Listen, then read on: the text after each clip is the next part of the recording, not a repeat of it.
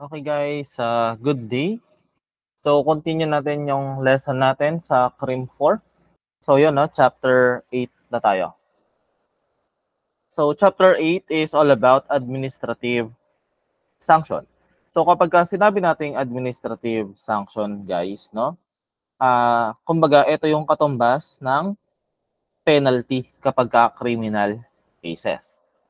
So kapag administrative sanction, ito yung parusa kapag nakakommit ng administrative case ang isang police officer. So, pwedeng ang mapataw sa kanya is masuspend siya, may mga ma-withhold na privileges, okay? Pwedeng demotion, or pwedeng matanggal mismo sa pagiging police officer. Okay? So, the penalties for the commission of acts, practices in violation of this doctrine shall be in accordance with the following. So, yung mga penalties, kapag nakakommit ka daw, or halimbawa, police officer ka, nakakagawa ka ng administrative case, so dapat na ayon dito sa apat na to, yung magiging parusa sa'yo. So, dapat pasok yan sa Revised Penal Code. Pasok din sa Republic Act 6713. So, 6713 is yung sa ethical doctrine. Then, Republic Act 3019 sa Graft and Corrupt Practices Act, and other special laws na may kinalaman sa trabaho. Okay? Then, sabi rito, it is worthy to note that for acts or omissions which merely require administrative sanctions, the applicable punishment as provided for the rules and regulations promulgated by the PNP, NAPOLCOM, Civil Service Commission, and the DILG shall be applied. And kung sakali naman ang nakomit or ang nagawa na administrative case ng isang PNP member ay hindi naman ganun kabigat, then yung sanction or yung parusa na dapat ibigay sa kanya is kinakailangan pasok lang dun sa PNP, NAPOLCOM, Civil Service Commission, and DILG yung i-apply na parusa sa kanya. So mamaya di-discuss natin kung ano yung mga parusa na yon, no? So discuss muna natin kung ano yung citizen's complaint. Pag sinabi natin citizen's complaint, okay? So tumutukoy ito dun sa complaint, syempre, complaint o reklamo ng mga mamamayan natin laban sa kung sinong member ng PNP. O halimbawa, may nagawa sa kanila or hindi sila napagsilbihan. So pwedeng magreklamo yung members ng society or mga mamamayan natin laban dun sa mga PNP members na yan. Then, sinasabi rin dito, it must be noted that a citizen's complaint, so kailangan daw noted na yung reklamo ng mga citizen natin laban sa mga PNP member natin ay dapat idala dito sa mga disciplinary authority nito. So first, disciplinary authority ng Chief of Police. The administrative penalty is any or combination of the following. So pwedeng ito yung maging parusa sa mga police officer kapag sa disciplinary authority ng Chief of Police natanggap yung complaint na yan. So una, withholding of privileges. May mga privileges na hindi makukuha or ma-hold yung ating mga kapulisan. Okay? Pangalawa, restriction to specified limits. Pwedeng bawasan yung kapangyarihan nila bilang isang police officer. No? May mga hindi sila magagawa. Then pangatlo, pwede rin yung humantong sa pagka-suspende nila o kaya hindi nila pagkakuha ng kanilang salary or pwedeng combination ng mga yon. Pero hindi daw lalagpas ng 15 days. Okay? Then kapag kay city or municipal mayor naman, so ganun ulit, withholding ng privileges, restriction sa specified limits, no? Kumbaga, yung unang tatlo pareho, pero ang pinagkaiba nila dito, kung kanina 15 days, ngayon naman 16 days to 30 days naman. Then sa People's Law Enforcement naman or People's Law Enforcement Board naman, so nandyan ulit, withholding of privileges, restriction to specified limits, suspension or forfeiture of salary, any combination thereof. Pero ang pinagkaiba naman dito is 30 days naman, no? Hindi naman lalagpas sa 30 days. Okay? Then, may nadagdag. Ito, no? Dalawa. Demotion in rank and dismissal from the service. Pag sinabi nating demotion in rank, it means bababa yung ranggo mo, no? Halimbawa, from police corporal or yung PO2, magiging PO1 ka, magiging patrolman ka na lang kasi dun sa kalokohang ginawa mo. Or pinaka-worst is matanggal ka sa pagiging police officer. Gugustuhin mo ba yan kung nasa loob ka na? So, hindi, di ba? Kaya kayo guys, no, kapag ka naging police officer na kayo, kumbaga ingatan nyo yung sarili nyo, no, na hindi kayo mapahamak, hindi kayo masangkot sa kahit na anong masamang gawain sa loob ng PNP organization. Okay? Then, next natin, meron naman tayong tinatawag na breach of internal discipline. Kapag sinabing breach of internal discipline, tumutukoy ito dun sa mga offense or sa mga nagawa ng ating PNP member na may kinalaman or nakakaapekto sa kaayusan and disiplina sa organization. Okay? Kumbaga, wala ka namang nagawang krimen. Kumbaga, nakaapekto lang talaga yung ginawa mo or hindi mo ginawa sa disiplina and sa kaayusan ng PNP. Kumbaga, hindi ganun kalala. Diba? So, sino ba yung may jurisdiction? Sino yung may kakayahan na mag-hear or mag-decide ng mga cases about breach of internal discipline? So, sabi rito, it must be noted that as a rule, in dealing with offenses involving breach of internal discipline found to have been committed by any regular member of the respective commands, the duly designated supervisors and equivalent officers of the PNP shall, after due notice and summary hearing, exercise disciplinary powers as follows. So, ibig sabihin, yung kanilang superior, kanilang commander, kung sino man yung may hawak sa kanila, yun yung may kakayahan na magparusa sa kanila. Okay, so ito yung mga disciplinary authority, no? Or disciplinary authority, administrative penalty. So, una, chief of police or equivalent. So, halimbawa, si chief of police, ano ba yung mga parusa na pwede niyang ibigay? O kaya yung mga commander nila. So, admonition and reprimand. Admonition or reprimand yung una. So, kumbaga, parang kakausapin ka muna, no? Ipapaintindi sa'yo yung pagkakamali mo, ganto-ganto. Pangalawa, ganun sa kanina, restriction to specified limits, withholding of privileges, forfeiture of salary or suspension, and any combination ng mga nabanggit. And yung tagal ng mga parusa na yan is hindi aabot or hindi lalagpas ng 15 days. Okay?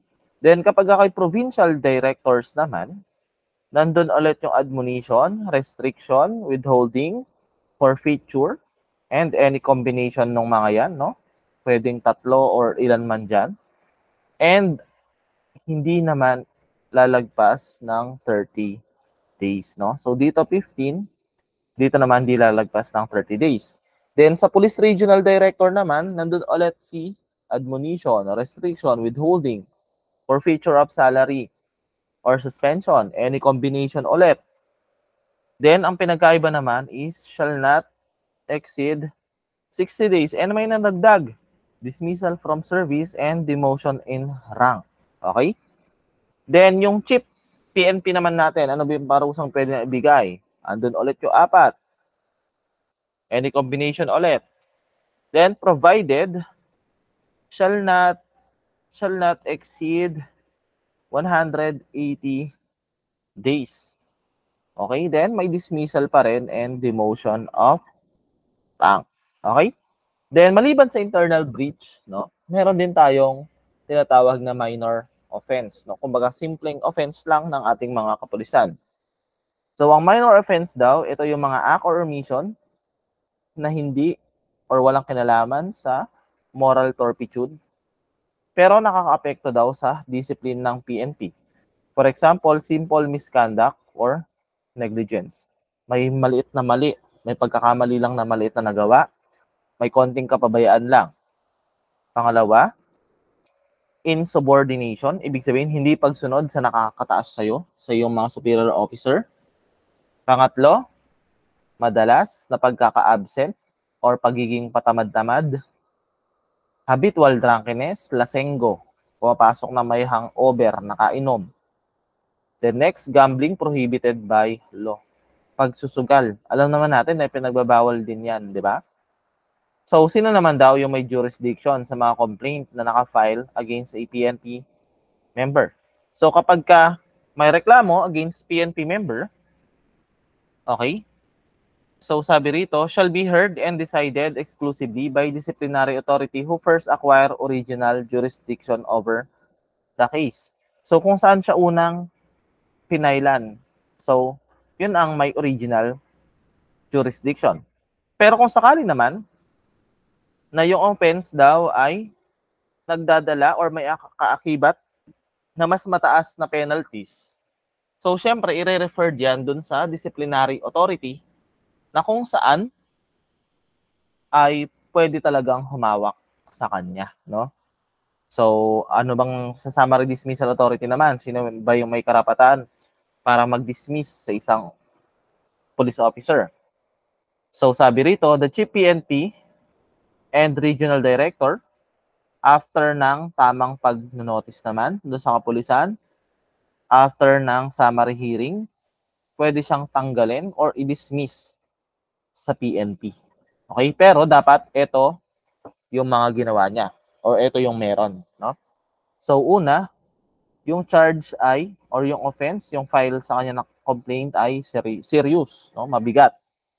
Then, yung evidence of guilt is strong. Yung ebidensya na nakuha laban sa kanya ay mabigat.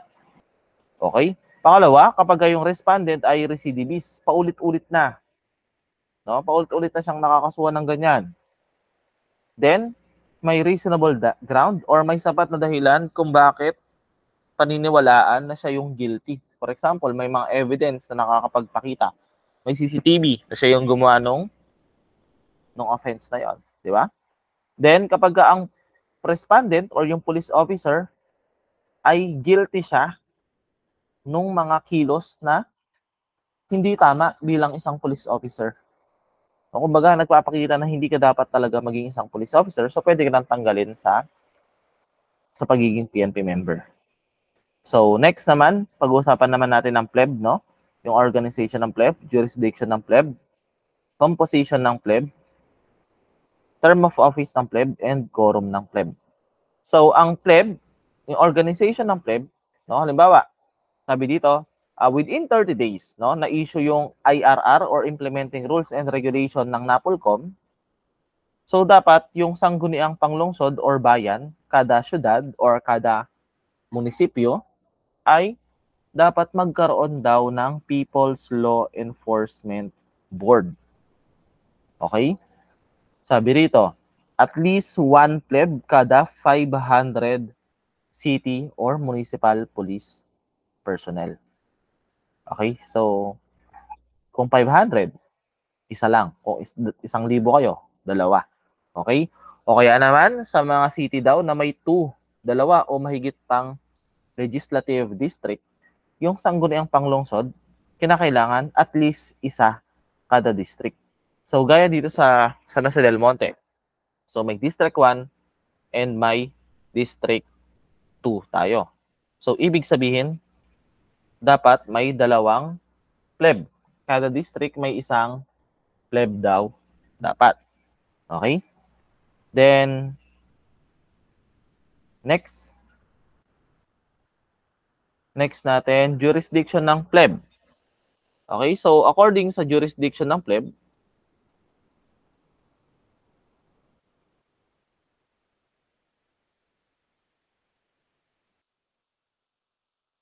okay guys, sorry no.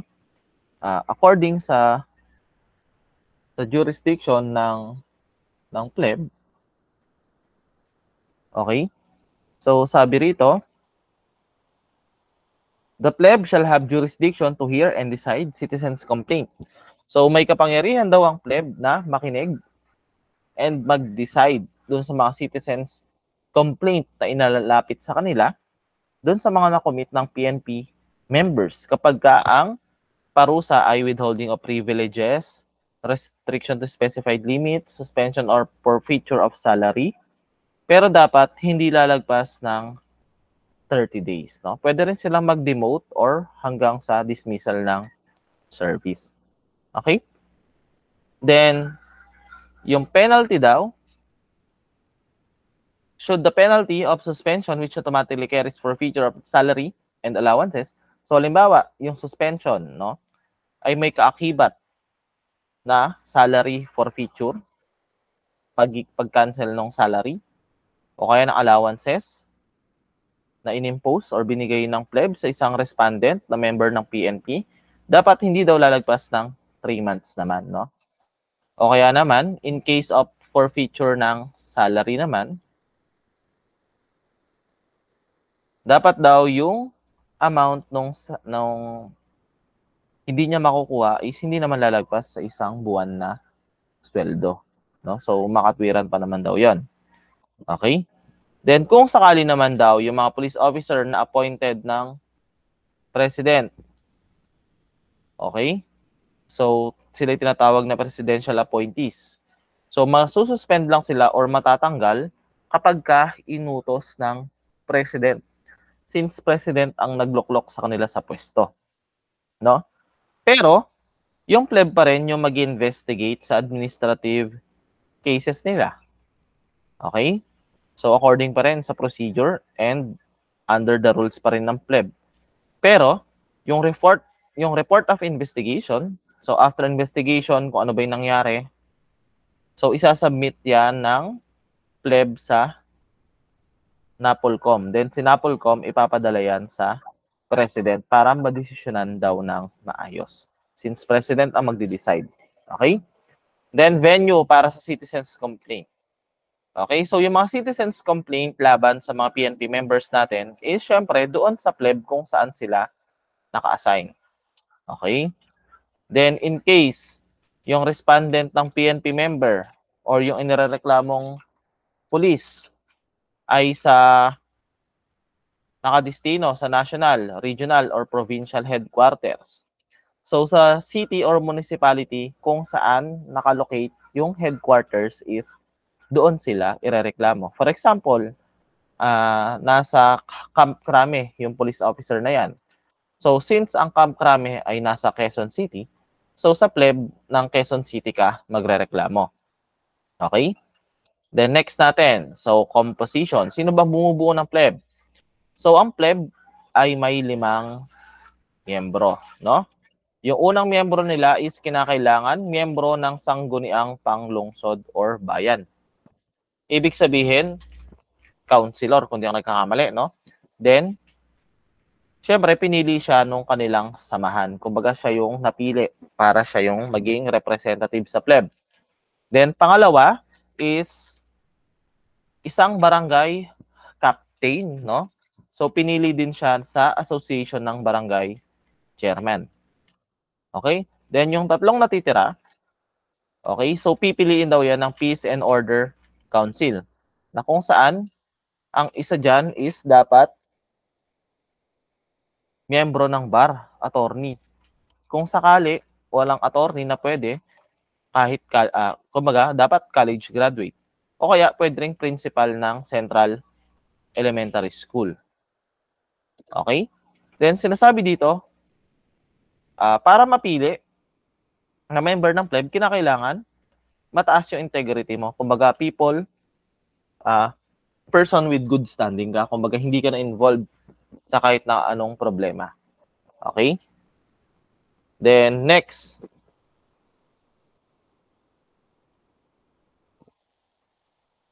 Okay, so, halimbawa naman, no? Yung chairman daw ng National Peace and Order Council, nakita niya or nakita ng representative niya na may pagkakamali sa pagpili ng city Peace and Order Council or Municipal Peace and Order Council sa pagpili ng pleb members. So, pwede niyang palitan yung pleb member na sa tingin niya is hindi qualified. Okay? Then, oath of office naman ng chairman and members ng pleb. So, bago mo po sa opisina or bago sila magtrabaho bilang members ng pleb, kinakailangan yung chairman and members ng pleb is magkaroon ng oath taking, kumbaga, manunumpa sila. Okay, manunumpa sila sa isang administrating officer na kung saan ipa-file yan sa office ng NAPOLCOM sa region na kung saan yung pleb ay nakalocate. Okay? Then, halimbawa naman na kung sakali may papalitan sa member ng pleb, kinakailangan na magkaroon ng new oath of office. Manunumpa ulit sila. Okay? Then, yung term of office ng pleb ay 2 years, no? Hanggang 2 years lang dapat manungkulan ang pleb. Then, after nun, pipili nung mga papalit sa kanila. Then, yung compensation ng members sa pleb, yung pleb members, guys, na kumbaga, wala sila talagang salary. Halimbawa, sabihin natin kahit na 10,000 kada buwan, walang ganun, no? So, ang nangyayari lang sa kanila, kawang-gawa lang talaga. Pero kahit paano naman, may natatanggap naman sila na allowance. Halimbawa, pamasahe, mga ganun, no? Kumbaga, per day, halimbawa, pupunta sila ngayon, duty nila. So, bibigyan naman sila ng allowances. Depende doon sa kakayahan ng city or ng munisipyo kung magkano yung kaya nila. Siyempre, kinukuha yun doon sa funds ng munisipyo. Okay? Then, quorum. Okay? So, kinakailangan majority ng members ng pleb ay naroon para magkaroon ng quorum, para makapag-decide sila. Halimbawa, dapat at least 3 yung members ng pleb bago sila makapag-decide sa isang case.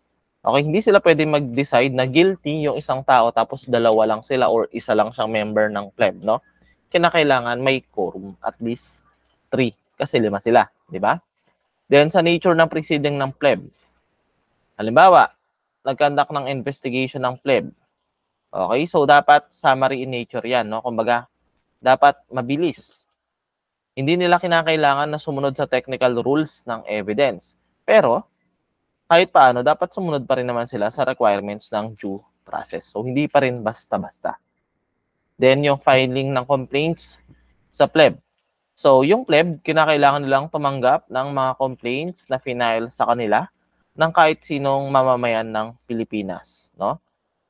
Na kung saan yung mamamayan ng Pilipinas or yung mga kapwa natin is naabuso ng police officer. Okay? So, yung citizens complaint na yan, pwedeng i-direct sa NAPOLCOM or any agency ng government. Then, yung head nila is ipapasa yan sa agency concerned to the proper pleb. And bibigyan lang ng copy furnish yung superior officer nung respondent. Halimbawa, yung hepe ng respondent. Okay? Ano ba yung power and duties ng pleb? So, yung pleb is may kapangyarihan sila na mag-investigate and mag-adjudicate, no? Or magparusa, mag-decide dun sa mga administrative charges na formaling final sa kanila against any member ng PNP. And pwede silang magbigay ng parusa, sabi ko nga.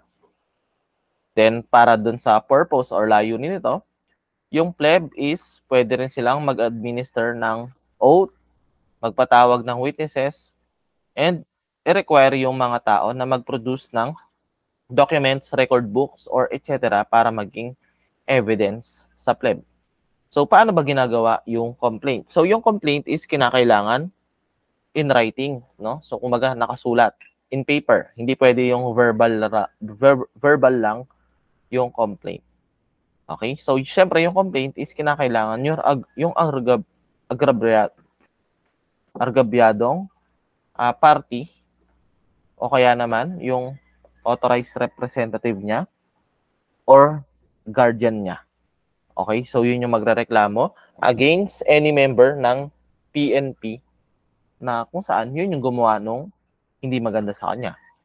Then, yung complaint na yun is kinakailangan at least 3 yung kopya kopya, no? So, yon. Then, next, formal requirements of complaint. So, ano ba dapat yung lalaman ng complaint? So, kailangan yung complaint ay simple, okay? Malinaw, maiksi lamang, naiintindihan yung language na ginamit. Kailangan nandyan yung laman, pangalan. Kailangan alam yung pangalan, nandyan yung pangalan nung nare-reklamo. Yung rango niya, yung address niya, saan siya naka-designate, saan siya nakapwesto. Then, yung lugar, yung date, yung oras kung kailan nangyari yung reklamo na yon, no? Yung ginawa sa'yo. And brief statement kung ano ba yung nilalaman, no? Kung ano ba yung nangyari. Kung ano yung nangyari doon, bakit humantong sa ganon, or ano ba yung inireklamo mo sa kanya. Okay? So, ikikwento mo doon. Pero dapat, maiksi lang. Hindi pwede yung paligoy-ligoy, mga mahaba. Ganon, no? Then, next, notification, how it is conducted. So, halimbawa, nag-file ka ng complaint sa pleb. Okay?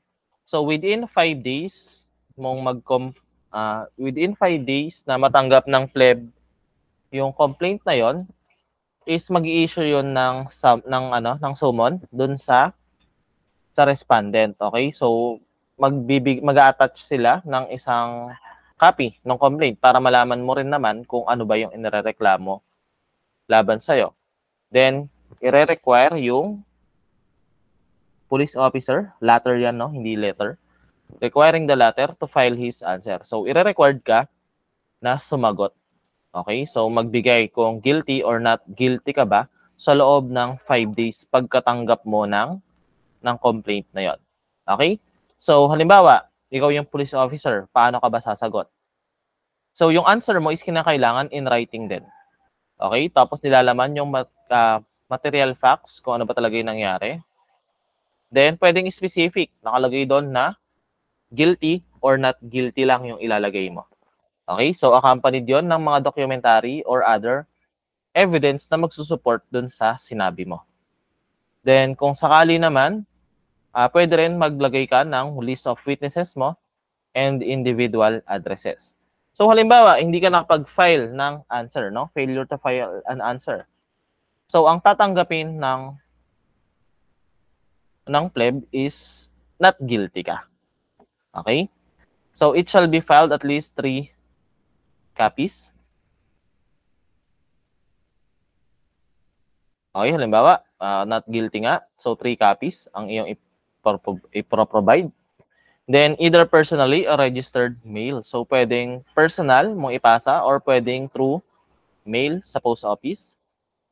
Then, sabi nga, di ba, within 5 days. So, dapat makapag-file ka ng answer. Kung sa mail, through letter mo ipapadala, so, di ba, ilang araw yon bago matanggap ng pleb. So, lalagpas agad yun ng 5 days.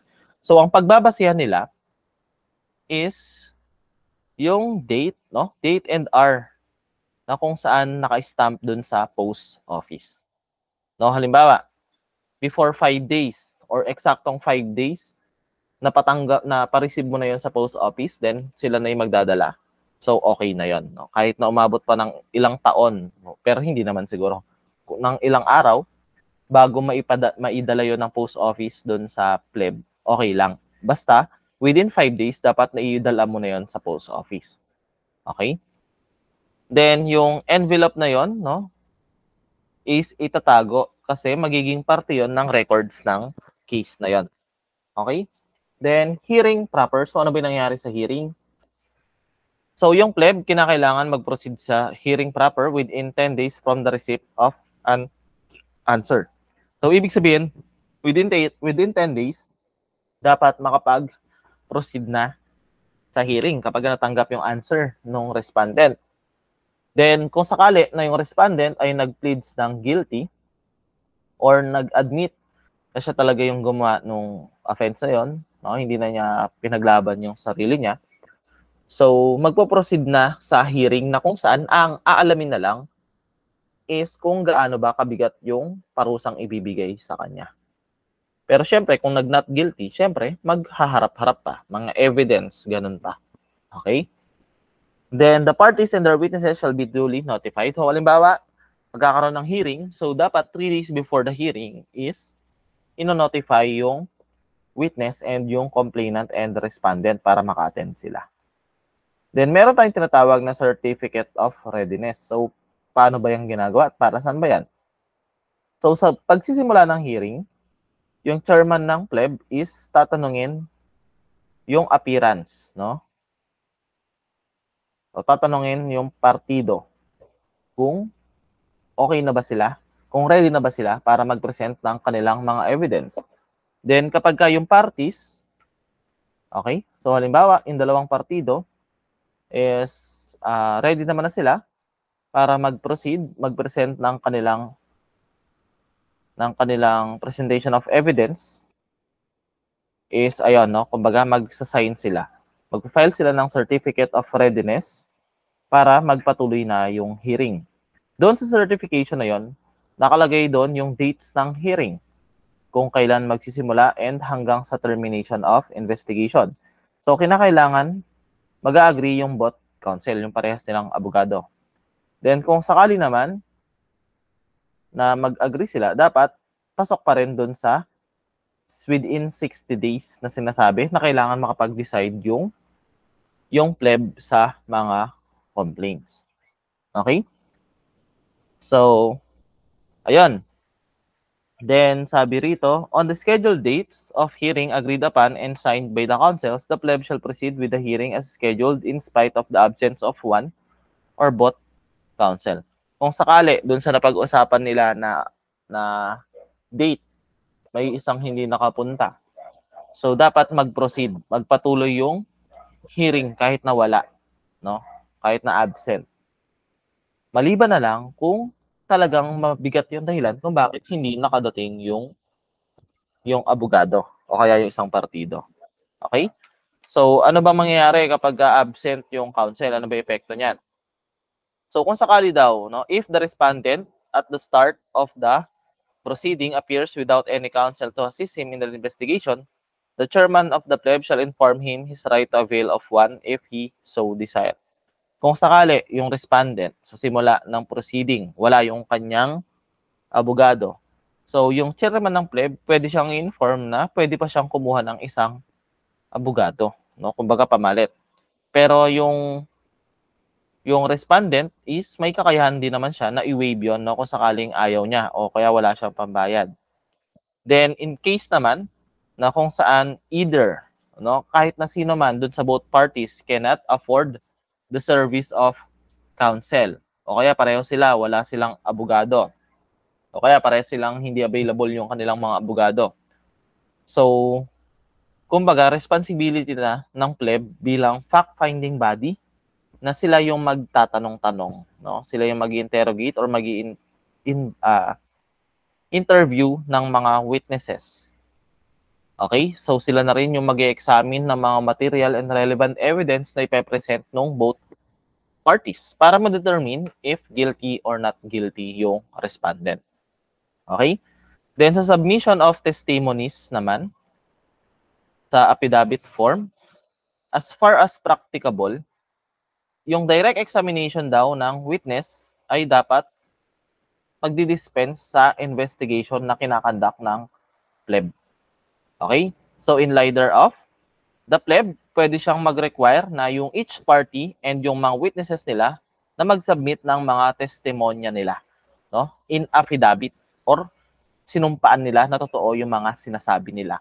Then, pwede silang i-subject sa karapatan para ma-cross-examine ng ibang party or by the members ng pleb.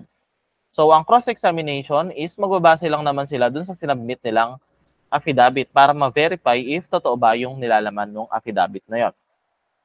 Then, meron tayong tinatawag na preventive suspension and how it is conducted. Okay?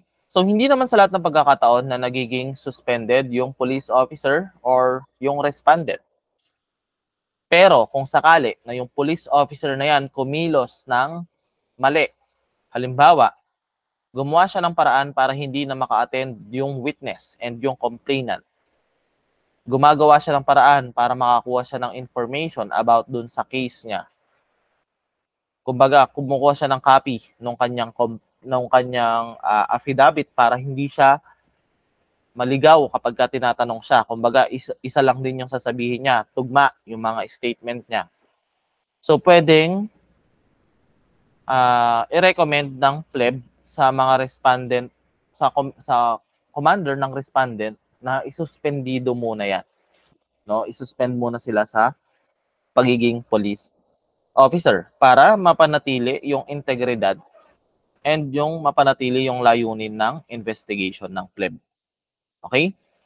Then halimbawa naman, punta naman tayo sa effect of failure or refusal of complainant to prosecute. Halimbawa, yung complainant ayaw nang magpatuloy sa complaint. Ano kaya mangyayari? So sabi rito, the failure or refusal of the complainant and witnesses to appear and prosecute the cases during the investigation despite due notice as reflected in the proof of service of administrative process shall be a sufficient ground to drop the complaint. So halimbawa, yung complainant and yung witness, na-inform naman sila 3 days before na may hearing, then hindi sila nag-appear. Okay? So pwede daw na ma-drop or mabasura yung kaso. Pero para ma-drop or mabasura yung kaso, kinakailangan yung testimony ng witness and ng complainant is kailangan, no? Kumbaga, malaki yung gagampanan ng testimony nila dun sa kaso. Kumbaga, kung hindi sila magte-testimony, hindi sila magsasalita, hindi magiging guilty yung respondent. Pero kung magsasalita sila, possible na maging guilty yung respondent. Kapag ganun kabigat yung testimony nila, kung ganun kabigat yung epekto ng testimony nila, kapag hindi sila nag-testify sa court, sa pleb, pwedeng ma-drop yung complaint. Okay? Pero kung sakali naman na hindi kinakailangan yung testimony nila, may ibang ebidensya na pwedeng magpatunay na guilty yung respondent, so magpapatuloy pa rin yung case. Okay? Pero halimbawa, 'di ba, hindi sila umattend yung sa unang sitwasyon natin. Dapat yung pleb alamin pa rin kung bakit hindi sila umattend. Kumbaga, ilolocate sila. No? I-interviewin sila, bakit ayaw nyo nang magpatuloy ng complaint? Baka mamaya kasi binayaran, 'di ba? O kaya tinatakot sila. Kaya, yun yung dapat alamin ng pleb. Okay? So, yun. Then, effect. Halimbawa naman, namatay yung respondent. So, syempre, kapag namatay yung respondent, wala na yung kaso. Alangan namang ipasa yan dun sa anak niya o kaya sa asawa niya. Walang ganon, no? Then next, postponement of investigation. Okay, so halimbawa, sa investigation, yung investigation, dinidiscourage na ma-postpone yan, no? Kumbaga, dapat magpatuloy talaga yung investigation. Pero kung sakali naman, sa hearing, hindi nakapunta yung abogado o kaya yung complainant kasi may sakit, so pwede naman na ma-postpone yun. Okay? Pero, kinakailangan magpakita sila ng medical certificate para patunay na valid yung reason kung bakit di sila naka-attend sa hearing. Okay? Tapos, yung postponement is pwede hanggang 2 beses lang. So, hindi na pwede kapag nag-3 beses na. No? Kumbaga, napakamalas mo naman yun. Kada hearing na lang, sa pangatlong pagkakataon, nagkasakit ka pa rin. Diba? So, yon. Kailangan na magpatuloy kapag sa pangatlong pagkakataon. Then, sabi rito, stenographic record of proceeding. So, yung testimony ng bawat witness, okay? And yung manifestation ng chairman, ng member ng pleb, parties, and counsel during investigation, kinakailangan naka-stenotype yan. Kumbaga, naka-record. Record na hindi voice recording, no? Record as in naka-type, no? 'Di ba? Yung may mabilis na naka-typewriter, no? Kumbaga parang nagmi-minutes of the meeting siya, parang gano'n.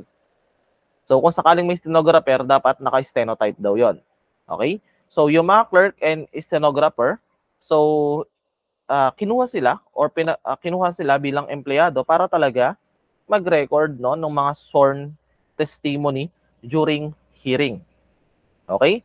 Before entering or upon the discharge ng kanilang duties, kinakailangan mag-take ng oath yung mga stenographer na yan na nagpapatunay na totoo lahat ng mga tinake down notes nila during testimony nung sa hearing.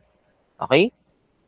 Then, kung sakali naman daw na walang stenotypist or stenographer, pwede naman daw yung, asa na yun? Pwede naman daw yung,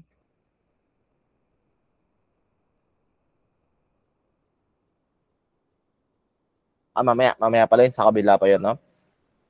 So, yun, halimbawa, yung stenographer, kailangan niyang manumpa na totoo lahat nung sasabihin niya.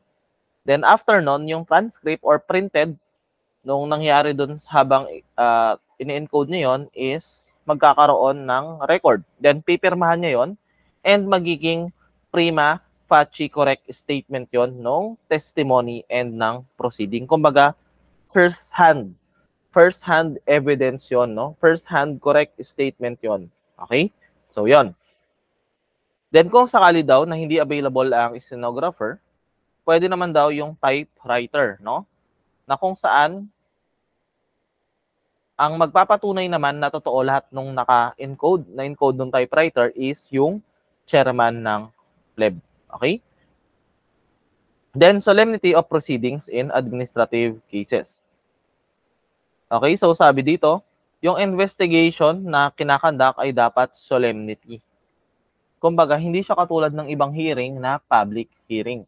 Kung sino lang yung mga persons involved, sila lang, tsaka yung station commander lang ang nakakaalam. Hindi alam yan ng kahit na sinong police officer. Okay? Then, dapat yung pleb, no, sinasabi dyan na dapat patas sila. Wala silang kinikilingan. Lagi nilang ilagay sa isip nila na ang pinaka-duty nila is malaman kung ano yung katotohanan sa case. Depende sa pinapresent na evidences during investigation ng both parties. So, dapat pagka nagdesisyon sila, patas. And based lamang sa yung penalty na ibibigay nila based on the actual evidence na sinabmit sa kanila. Then, nature and contents of decision. So, yung decision sa ganitong klaseng hearing is written. Hindi siya katulad dun sa mga korte na you are guilty beyond reasonable doubt, blah, blah, blah. Ganon, no? Kumbaga dito, written. Nakalagay kung guilty or not guilty sa offense charge yung respondent. And nakalagay doon kung ano yung penalty na naghihintay sa kanya. So, ang mga nakalagay, ayan nga, contain the charge, yung kaso, pangalan ng respondent, yung ranggo niya, office or police unit niya, brief statement kung ano ba talaga yung nangyari, findings, yung offense na nakomit niya, and penalty na ibibigay sa kanya. Okay? Then, yung decision is signed lahat ng members ng pleb na nag-participate and naka-state or nakalagay kung sino yung nag-vote. Vote na guilty siya or not guilty. Okay? Then, reglementary period ng for rendition of the decision. So, halimbawa, nakapag-file ng case sa pleb. So, dapat ma-actionan yan ng pleb sa loob ng 60 days. Okay? Then, finality ng decision ng pleb. So, yung decision ng pleb ay magiging final lang yan after 10 days pagkatanggap ng parties dun sa decision. Kasi, kumbaga, may reglementary period pa yan.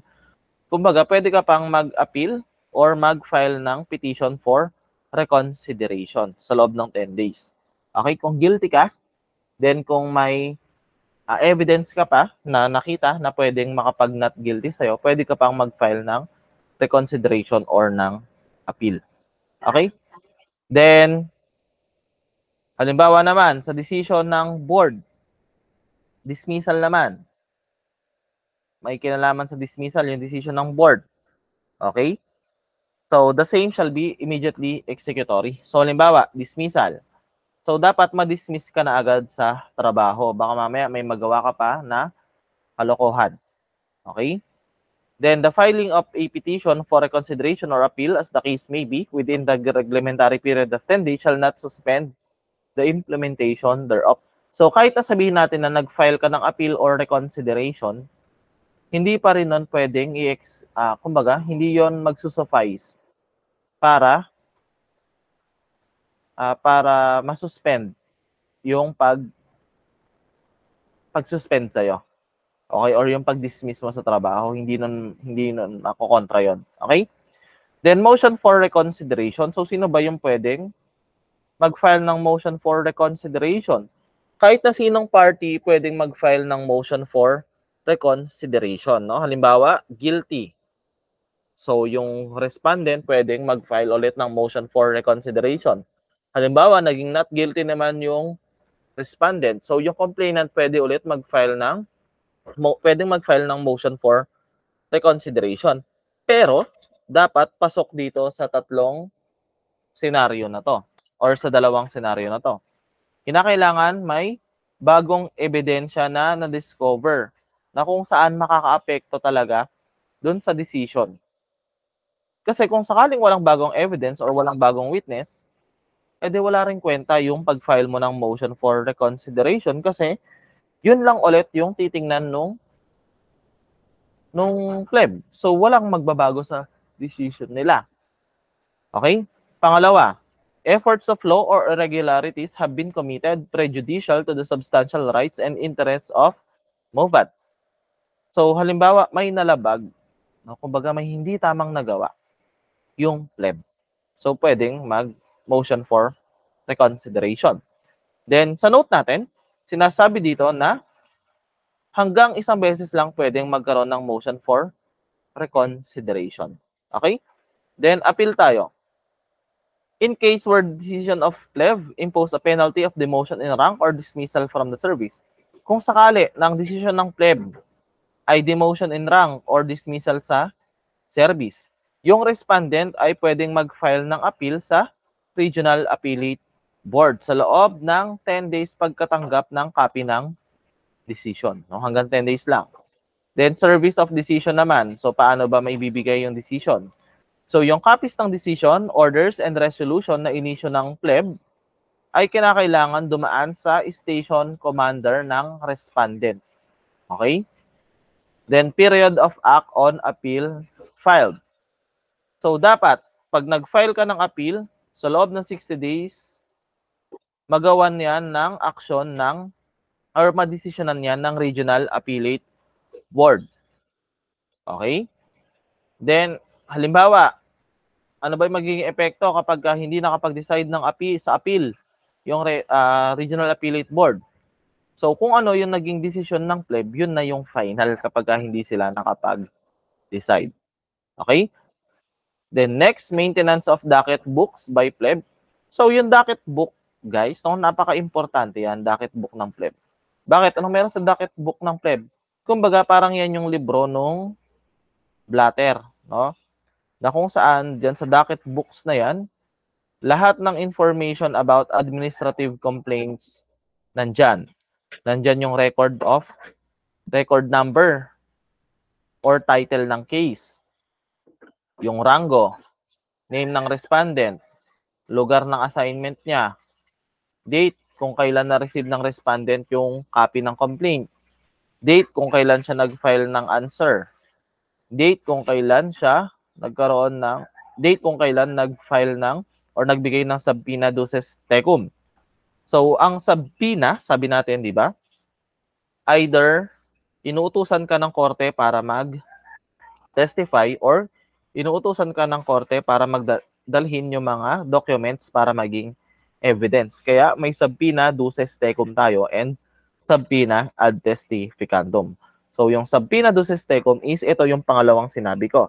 Yung inuutusan ka ng korte na pumunta sa court para magdala ng mga documents para maging evidence.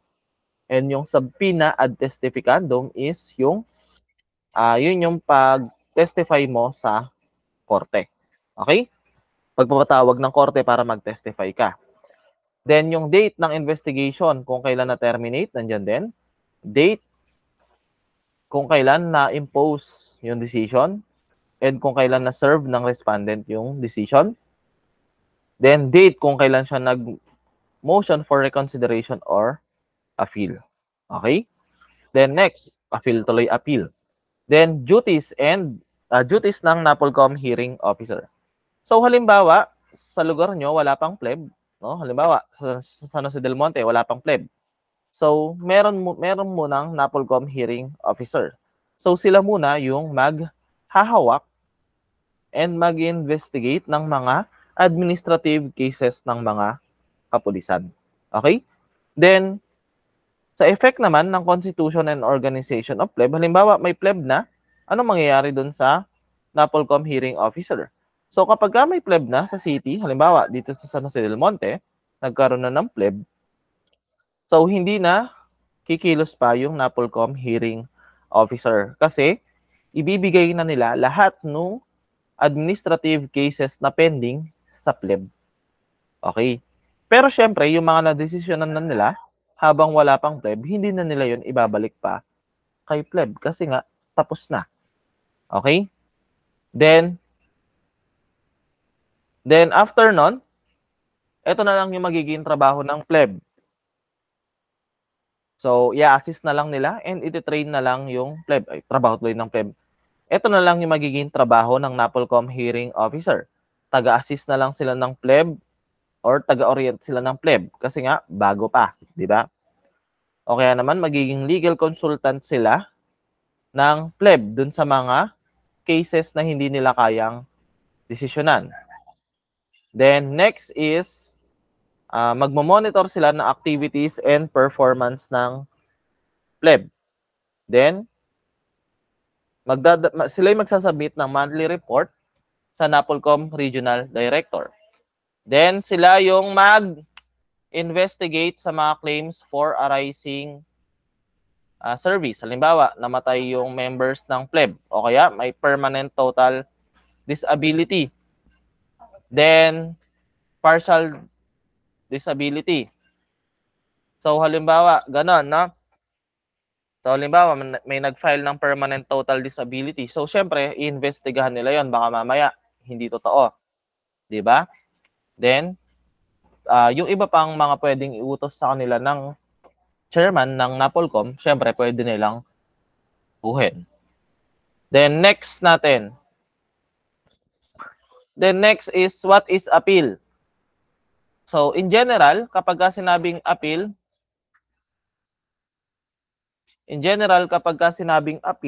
ito yung application to higher court, no? Halimbawa, guilty ka sa regional trial court. So gusto mong mabago yung decision na yon. So mag-a-appeal ka sa Court of Appeals para mabago yung decision. Kasi kung ano yung magiging decision ng higher court is yun na yung magiging final. Okay? Then kapag ka-administrative appeal naman, sabi rito, it is a request addressed to a public authority by which the aggrieved or interested person demands administrative measures to be taken regarding an administrative act. Pag administrative appeal, ito yung request, no? Request sa public authority ng argabyado or ng victim para kumilos, para bigyan ng kilos or kumilos sila dun sa ginawang hindi maganda sa kanya ng police officer. Then next question natin, saan ba dapat mag-a-appeal? Okay? So una, sa National Appellate Board. So mag-a-appeal ka sa National Appellate Board kapag yung decision ay galing sa PNP chief. Okay? O kaya naman, kapag yung decision ay nirender ng National Internal Affairs Service. So, sa National Appellate Board ka mag-a-appeal. Then, sino daw yung chair or sino yung namumuno sa National Appellate Board? So, siya rin yung commissioner ng NAPOLCOM. Yung chairman ng NAPOLCOM or commissioner ng NAPOLCOM, siya yung chairman ng National Appellate Board. Then, sa Regional Appellate Board naman, ang mga ina-appeal naman dyan is yung decisions ng pleb na that is final or executory, no? May way yan. So, yung mga final decision ng pleb na may kinalaman sa demotions or sa dismissal sa service. So, yun lang. Okay? So, this is the part 1 lang, guys, no? Nung lesson natin for semis. Then, yung chapter 9 So, another recording ulit para doon. Okay? So, yun lang guys. Thank you.